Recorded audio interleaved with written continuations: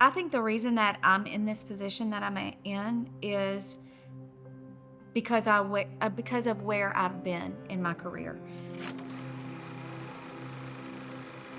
I started out as a special education teacher.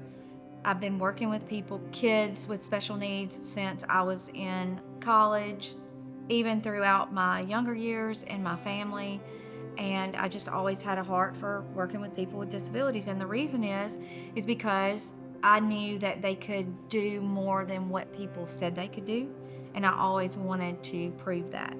When I retired, I literally just wanted to go work at an agency like UCP, working with individuals, specifically direct care staff. It's a retirement job, so I'm like, I just want to have fun. And then here I am, the director at UCP. The advice I would give my younger self, or someone who wanted to be a director or CEO, things like that, I think the number one thing I would say is just relax. We make everything a big deal. We make everything an emergency. We make everything like it's the end of the world, and it's not. Just relax. That way, if you relax, you can come up with solutions to problems. You can see the end. You can go, okay, this is going to be okay. We're going to get there. I think I would also tell a person who wanted to be a CEO to humble yourself and let people have the glory. You don't have to have the glory. And that's hard for CEOs. We want the glory. And honestly, I don't think you're going to have a good organization if you want all the glory, because it's not about you. It's about the organization. It's about the people you serve. It's about them getting the glory. It's about the people who are boots on the ground working with these individuals day in and day out. And it's a very hard job. It's about them. You're only as good as they are. And so I would say back out, remove your ego, and just relax. If they are successful, you're going to be successful. And then I would also say, don't let money be your focus. Don't let money be the driving reason as to why you do what you do. And if it is, you're not going to be successful. The focus is, how do I make a great day for the people we serve? The people who haven't had a lot of great days. How do I make them have a great day? How do I give them opportunities to have jobs that they've never had? How do I give them money that they're making on their own that they've never had? I think if they are successful and they feel good every day when they go home, and they're happy and they're smiling and they want to come back the next day, then they're successful. But what did that have to do with me? I mean, nothing. It doesn't have to do with me. It's about them. I think having a team around you that you can trust, and you can vent and you can say, hey, there's some days that you're going to call and you're just ranting and raving and yelling and screaming, but you got to have people on your team who are going to calm you down, maybe let you rant and rave for a minute, but then say, okay, remember, our philosophy is this, which is positivity. Let's figure out a solution. Nothing's the end of the world. Relax, calm down. And I think that's what I've done. I think that I've built a team who I can trust. I can trust them with my words, my thoughts, the things I'm angry about, sad about, whatever it is that's going on the day-to-day at the office. I know that I have a team I can call, and they're going to help me through it. And then they're going to also put me back into the mode that I've tried to create, which is positivity, relaxing, peaceful, happy, coming up with solution, and fixing the problem. Like, I don't sit in a problem long enough to know that it's a problem, if that makes sense.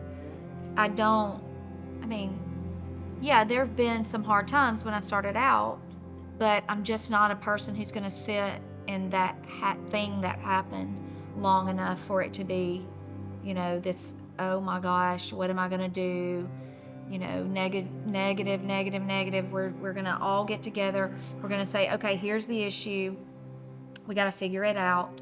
What are we going to do? We're not going to sit around in that problem long enough for it to become so big that we can't handle it. We're fixing it. So, as a CEO of a company, or UCP, a nonprofit, whatever, there are going to be tough decisions that you have to make, and I had to make a lot of tough decisions when I first got here. That was 5 years ago, and it was hard because we had to let some people go, and of course it was in the middle of COVID, so that also exacerbated the problems and the reasons for letting people go.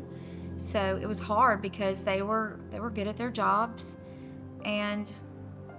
but I saw where I wanted the agency to go, and we just weren't there. And I didn't know that with that same group of people, if we could ever get there. And so the hard decision was, okay, we've got to start over. And that's what we did. And we didn't have a whole lot of staff. There were probably 4 of us, maybe 4. I don't even know if there were 4, but 4 of us. And then we just started from there, and we did all the work. I was the CEO, but I was also direct care if need be, or whatever it took is what we did. And so, I hired my core people, and then we just built from there. And I think one reason that we are successful, and the reason we've kind of turned it around financially, is because we just didn't hire all of these people in these jobs that weren't boots on the ground. We started out with a small core group, did all the work, and then we would say, okay, we've grown, now we've got to hire this. So we kind of worked everybody to death, to be honest. And then I'm like, okay, y'all let me know when you can't handle anymore, and we'll hire someone else. But when you're afraid financially, that's what you do, And I think that's why we're successful, because we don't have all these people in jobs who aren't actually doing the work with the people that we serve. Yeah, we have directors, and yes, we have CEOs and COOs and CDOs and all that kind of thing, but we do a lot of work with just the individuals too, even in our positions. And I think that's why we are successful. There aren't a lot of layers between me and our individuals at all. And I think that's what needs to be, because if you have all these layers, then I'm going to lose sight of who we serve. I need to be able to see what they're doing on the daily basis. I need to see their smiles, see if they're happy, see if they're not happy, see what we need to fix. And if you're just so far removed from those individuals, then I think that's where agencies begin to have problems. So I think creating this team that we have has been one of my greatest successes, to be honest. I didn't just find a person to fulfill a job. I found the person who was the best fit for the job that we needed.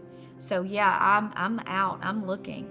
I'm gonna see if there's a person who would be a good fit for a job that we need. I'm gonna go find them and ask them. And so if they come from, I will steal your people if they are the best.